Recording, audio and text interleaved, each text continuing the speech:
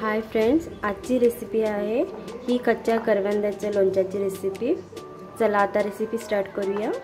असे करवंदाचे 2 पीस मी इथं करून घ्यायला। इथे मी करवंदाचे 2 पीस करून घेतलेले आहे। त्याच्यामध्ये मी घालून घेतो लसूण आणि ही हिरवी मिरची। आता मी साईडला काढून घेऊया।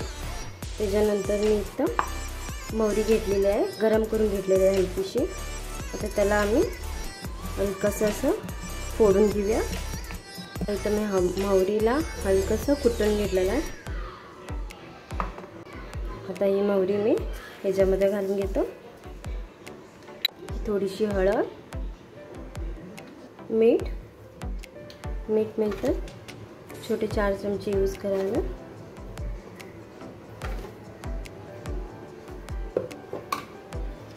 आता आम्ही याला मिक्स करून घेऊया।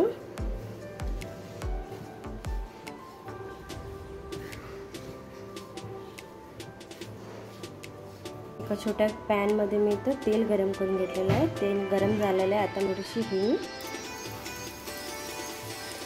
तेल थंड झालेलं आहे। आता ह्याच्यामध्ये मी तेल घालून घेतो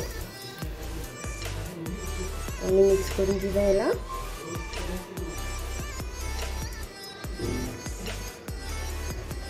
आता मिक्स झालेलं आहे। एका भरणीमध्ये मी हे घालून घेतो।